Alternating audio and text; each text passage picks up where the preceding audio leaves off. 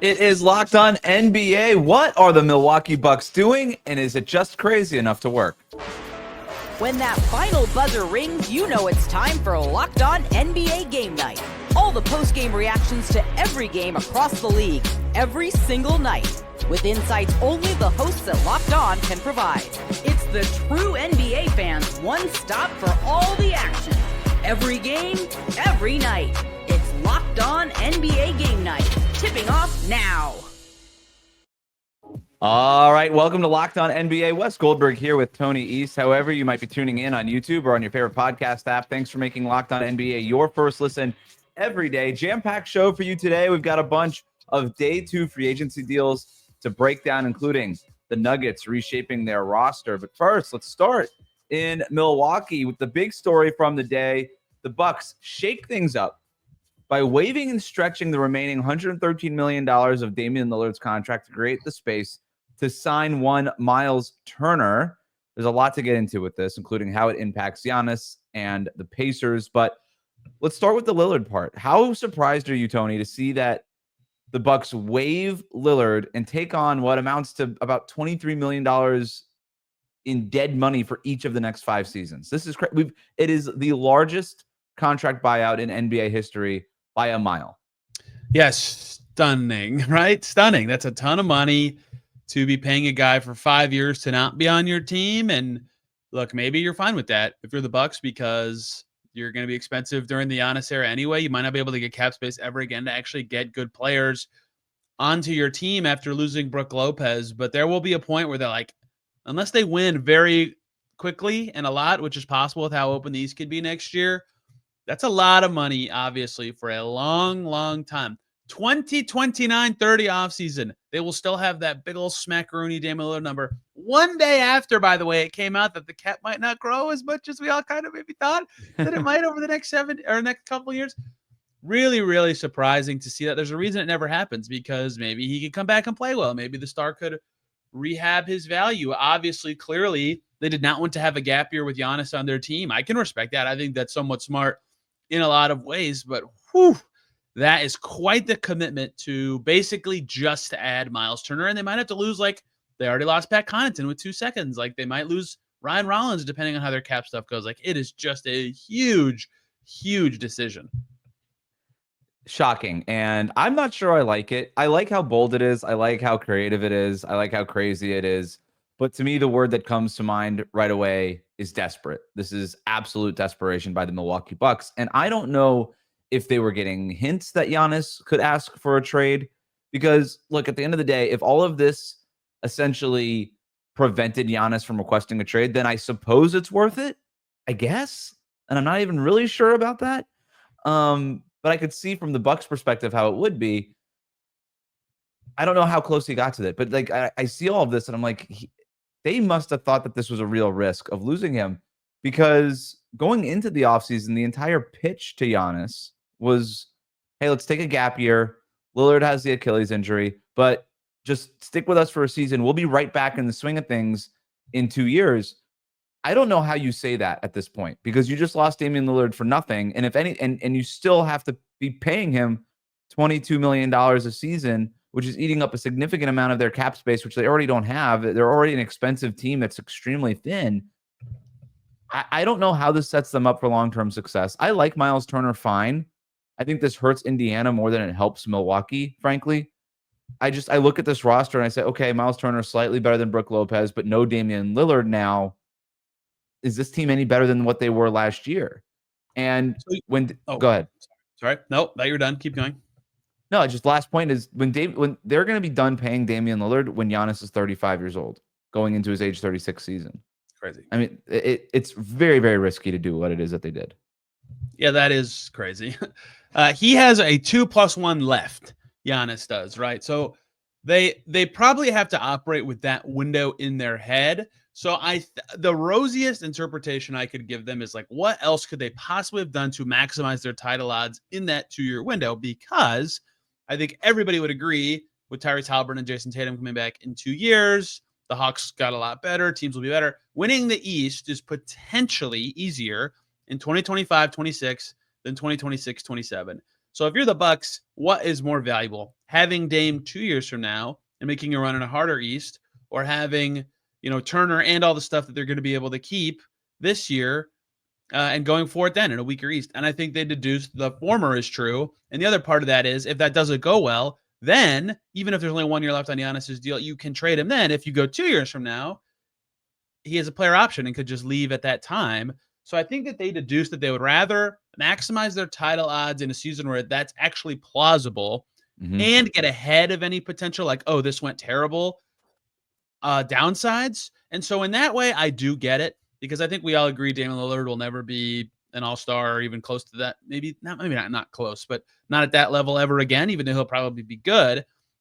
So how do they make their assets make as most sense as possible? In theory, this is a way to do it. But yes, after that age 33 Giannis player option season, it's like, maybe even including that year, oh boy, like this is it. This is the Bucks core now that they have to win with. And if they can't, if they're wrong and they have no championship equity in 2025, 26, I mean, why would Giannis stay? What are they even going to do? Like that is a really tricky spot to be. And just looking at the roster now, it is point Giannis. Probably they don't have a real point guard on the roster. They don't have a ton of shooting.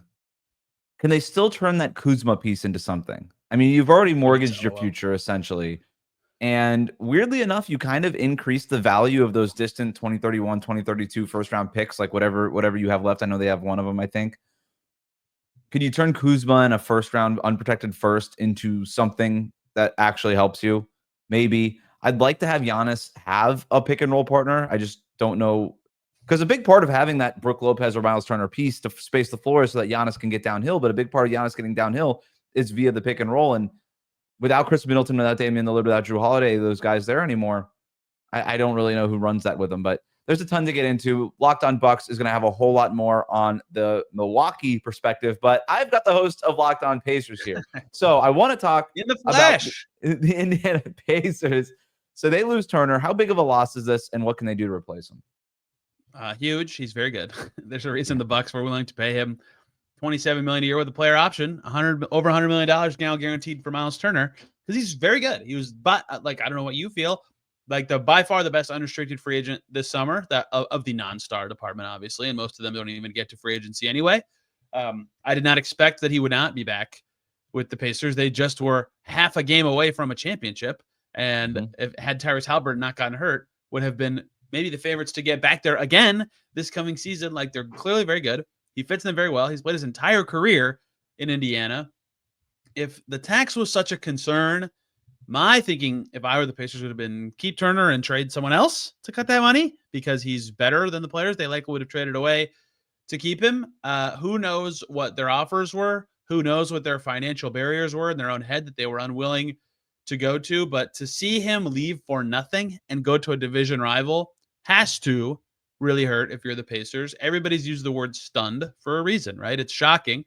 And that's the other part of this. They're still over the cap this year and next year when Hallebertton comes back. They're limited to trading or the MLE.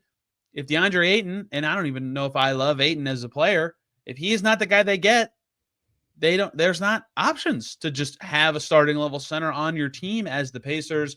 They're in a really tricky spot when it comes to replacements given their resources, and I'm just not really sure what they can do about it and how they can handle it. And for 1 year, it might not matter too much. It's kind of a gap year, although good luck telling Siakam and Nesmith and Nembhard and all those got players who are just in the final, hey, we're not going to try with you guys on the team this year.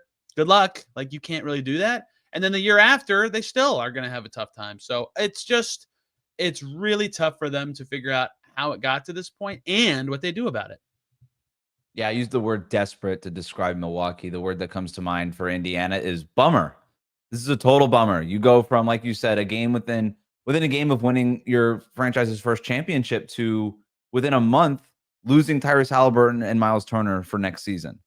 And maybe a long road back to getting back to championship status. Yep. This is a really tough blow. If there's a positive, if I'm trying to find a silver lining here, Tony, it's that, hey, at least you got a year to figure this out, to try to find, even if you don't find a replacement at center right now this offseason, you have a year next for like this upcoming trade deadline next offseason to maybe go get that center. I know that Hallebertton preferred before he got to Indiana. I know he's talked to you guys about this before in the media. Well, he preferred sort of run and jump vertical threat style centers before he got to the Pacers and was a little surprised by how much he liked playing with Myles Turner. I wonder if there's an opening to go back to, hey, 3-and-B type of centers are really hard to find. Stretch like centers who could protect the rim and stretch the floor. We're going to go out and maybe get you somebody that's a little easier to find and maybe get you a vertical lob threat, which is not exactly Myles Turner's game. So maybe they can go that other direction here. But that was my only other thought on that.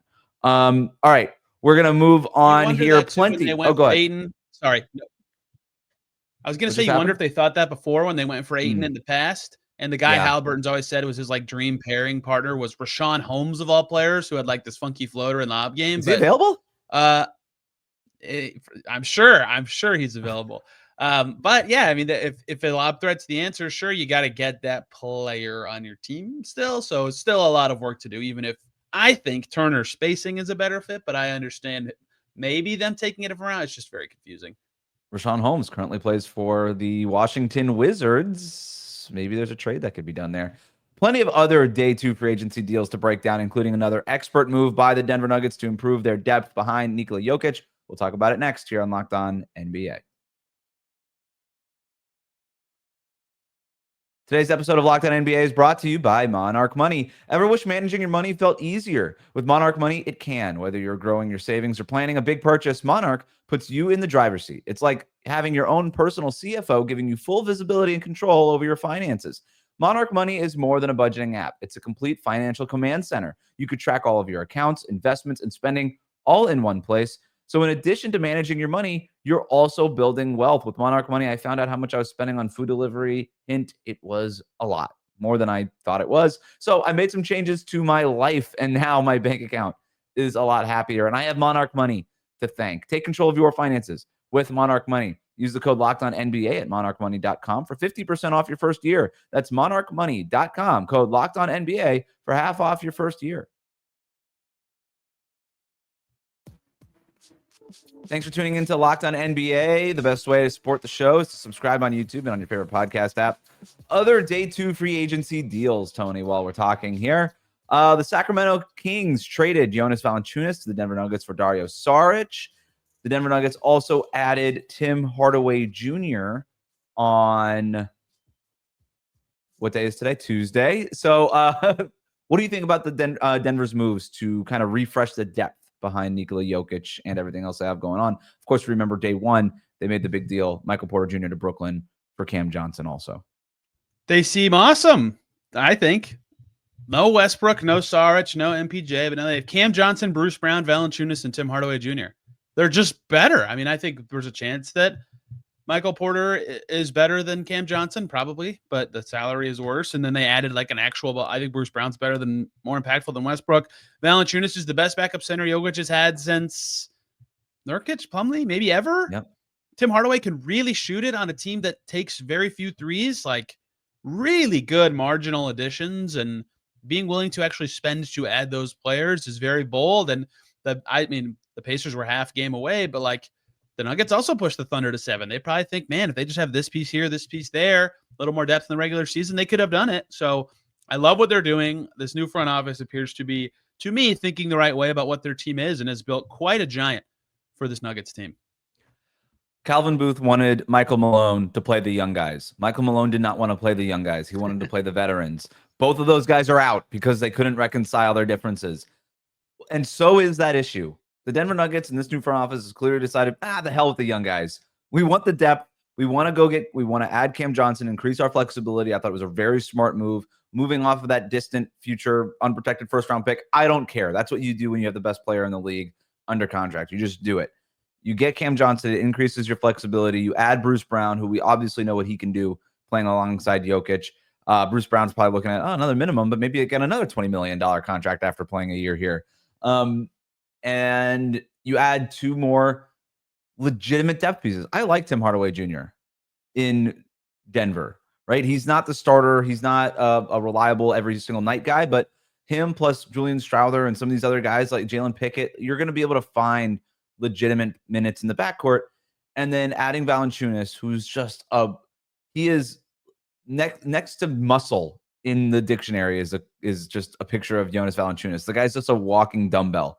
I love having him behind Nikola Jokic for some real size and rim protection and things like that. I think it's awesome. I love what they're doing, and you have to consider them right at that in that tier with Minnesota, probably Houston. I don't know that you would put them still on the Thunder's tier yet, but they have Jokic, and that's what matters. Guerschon Yabusele, 2-year deal, $12 million with the Knicks. What do you think? Player option in the second year. Like it. They can maybe play him and Mitchell Robinson as their 5s and play Cat at the 4. That would have been a very Tibbsy decision. Tibbs is not their coach anymore. But Yabusele is just good, right? Like, that's a good player. That team needed center depth. Bad presence. Achua was not hacking it as the third center at all. They were very reluctant to play him for one reason or another. Good player, good fit, and allows them to, again, maybe even a new coach would want to split time for Cat at the 4-5. So I like that depth addition for them. And if you're Yabusele, get on that bigger stage, man. Make your money. You were very good for Philly last year. They desperately needed a third big. They've got Cat. They've got Mitchell Robinson. That was the end of the list, right? Yeah. So you add him. Does this new coach, whoever it might be, is he more inclined to perhaps play OG Anunoby at the 5 a little bit more, as some Knicks fans have wanted? Okay, sure. I don't know that you want to be doing that for a ton of minutes during the regular season, but having somebody like Yabusele makes a lot of sense. He can make the corner 3, defends a little bit, passes a little bit. But more than anything, the guy represents a little bit more of the Knicks from 2 years ago, as opposed to this past year, where it was just like brute force, hustle, don't take no for an answer. And I think they needed a little bit more of that snot factor in that locker room outside of just Josh Hart. Josh Hart has a lot of snot, but not enough snot for one basketball team. So I like getting Yabusele in there. It makes a ton of sense. The Sacramento Kings made another addition, in addition to Dario Saric. Dennis Schroeder, 3-year, $45 million deal with the Sacramento Kings, their first major move of the offseason. And what I thought, Tony, they were talking a big game.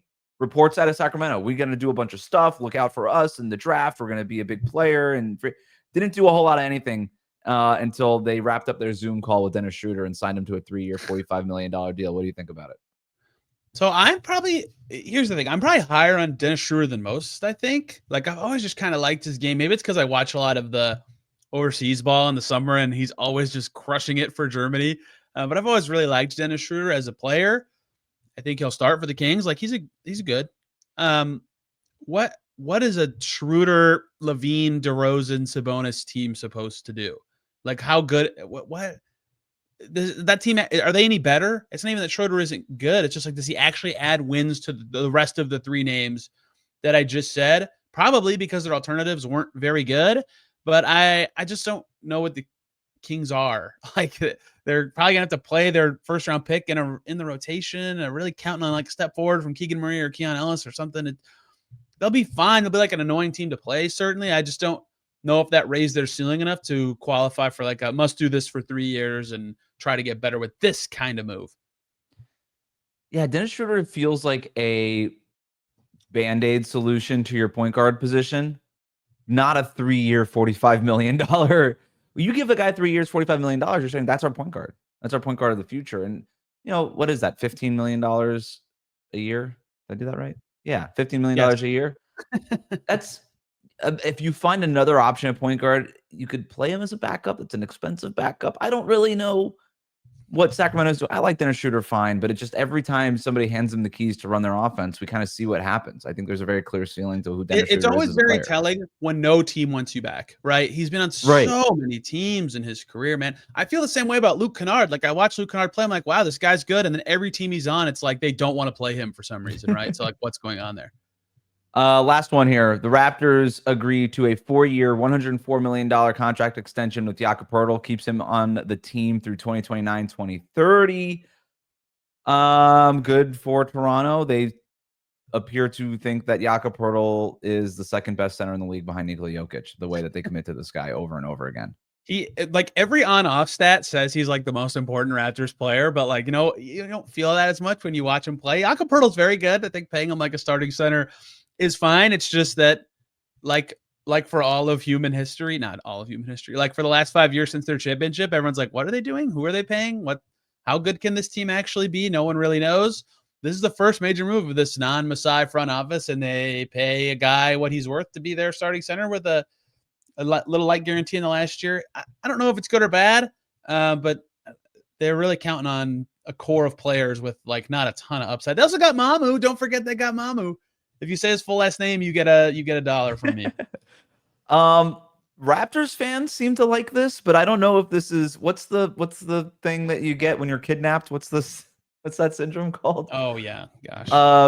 That I don't know if that's what's happening right now for Raptors fans, because it feels like the rest of the league is just like, okay, I guess. But look, the Raptors are clearly dedicated to a core of Scotty Barnes, Jakob Poeltl, Brandon Ingram, and Emmanuel Quickley. So good for them, I guess.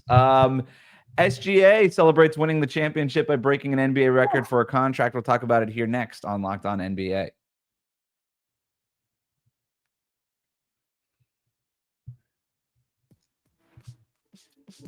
All right, thanks for tuning into Locked On NBA.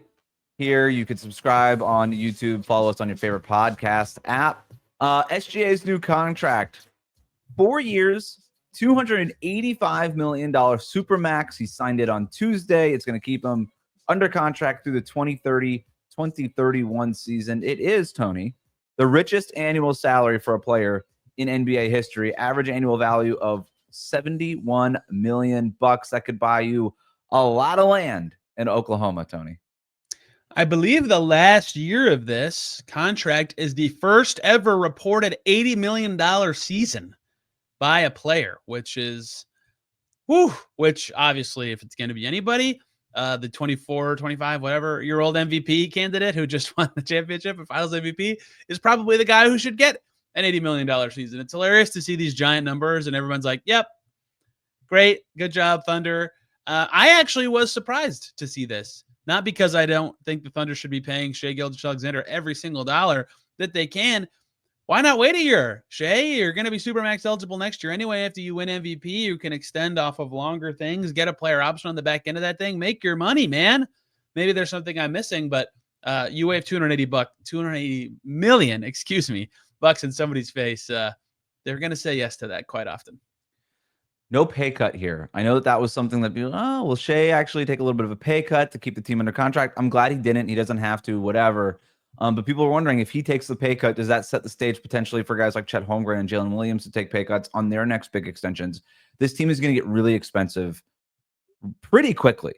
And their window right now is next year, maybe the year after that, when they can kind of get off the Isaiah Hartenstein number and still finagle some things. This team is going to get very expensive, and the league has made it so that you don't really have a big three. I don't want to get too ahead of myself, but the idea of paying Shai Gilgeous-Alexander $70 million, $80 million a year, plus $50 million plus each to guys, maybe $60 million, maybe even $70 million. If Jalen Williams makes enough All-NBA teams and gets some of the stuff on his resume that Shai has, this team gets really expensive. But for now, they're the favorites to repeat, I would imagine. And the biggest part of their team is Shai Gilgeous-Alexander, and they have him under contract. And you got to feel good about that if you're the Oklahoma City Thunder, that you weren't dealing with any drama here. He just signed the new deal, drama-free, and you got to feel pretty good about that. Before we get out of here, Tony, we didn't get to this earlier on, but do you have a favorite Damian Lillard landing spot? The guy, wave and stretched, he's going to be collecting $23 million a year over the next 5 years. Reporting is that he might not even sign anywhere. He's going to give it some time here to decide whether or not he wants to re-sign with another team at presumably the minimum or something like that, or just sit the year out and kind of think about his options. But do you have a favorite landing spot for Damian Lillard? It's really tricky for teams and him because there's no point of a one-year deal. He's not playing. So if you do a 2-year deal to let him rehab at your facility, like I get the advantage you get of having him around and having that value, but you have to have the resources to do that in a way that would also compensate him enough for what he would provide the following season. And I'm just not sure that marriage like really exists right now. Right. Which is so it's very confusing to kind of think about what he might do, if anything, this offseason. I'm not sure that perfect fit exists because we talked about a team I like already. They just signed Dennis Schroeder. If you're the Kings, like, are you just like, holy crap, we can get Dame? Like, that's the luckiest thing ever. We actually need a point guard after losing Fox and Hallebertton the last couple of years, but they don't have the resources to kind of do what I just described unless there's some fancy finagling way that I'm not thinking about, right? And so that's what's so fascinating to me is what would Dame want to do? Like, what does he think he could get next year just straight up on the open market? And your calculus always changes as a player in that situation when you're getting paid $20-something million from another team anyway, right? So maybe the mid-level like would be enough for him, which would open up just about every spot in the league. So obviously, given what we know of Damian Lillard, I think Sham said on TV that he's going to Portland to rehab. Like if the Blazers want him, sure. He's got that relationship with Bam, as you know so well from past was it Olympics? Was it World Cup? I can't remember. Whatever. They have a good Team USA relationship. Obviously, players love Miami. Oh, what a terrible place to rehab in the warm sun of Florida the whole year, right? So, like, I think the obvious candidates of teams that he had interested in the past, Brooklyn, I guess, whatever, would make sense. Perhaps Portland would, but there's not that many point guard needy teams that are also good right now. And because of the kind of confusing, what are you getting if you're giving him a 2-year deal right now? Why would he do that? But also, where's he going to rehab if he's not on a team? It's just all kind of interesting to see how those dynamics will come together. Yeah, if I'm Damian Lillard, I might just – if I'm another team, I'm interested in signing Damian Lillard. Obviously, he's out for this whole season, but just to make sure he doesn't sign somewhere else and then have him rehab here. But if I'm Damian Lillard, I don't know that I need another team to rehab, especially if I'm going to a strange team that I have no relationship with. I have my own guys. I'm Damian Lillard. I can figure it out. In terms of the places I like, the Miami thing automatically comes to mind, but Miami was chasing Damian Lillard and Damian Lillard was chasing Miami when Miami had Jimmy Butler and was coming off of a finals run in 2023. This is a very different Miami Heat team. And I don't know that if you just add Damian Lillard to a team that doesn't have Jimmy Butler anymore in his prime, that they factor in as a championship contender, like a legitimate championship contender. And if you're Damian Lillard, the one thing you have not accomplished in your career is win a championship. And you have your pick of the litter now. Kind of. This is as good of a situation as I can remember for a guy who is still a pretty good player, right? He averaged 24 points per game last year. He's Damian Lillard, knockdown three-point shooter, all these things. And as long as he comes back from his Achilles injury relatively well, he's still going to be an impactful player. I love the idea of him just signing in Denver or Minnesota or just one of these teams that just, okay, we don't need Damian Lillard, but what if we had Damian Lillard? How cool would it be? And if he were like Minnesota is a team that could use a point guard next to Anthony Edwards, can you imagine him in Denver just catching passes from Nikola Jokic and creating space there? Or, you know, any one of these teams make a ton of sense. The LeBron retirement tour featuring Damian Lillard. There we go. They need a point. Fascinating options. Point guard, but hey, fascinating options.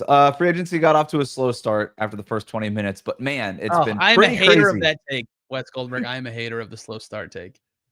By 6 p.m. on the first day, there were like 700 million already signed. It starts the second the finals end. I love slow free agency. I'm a lover of slow free agency.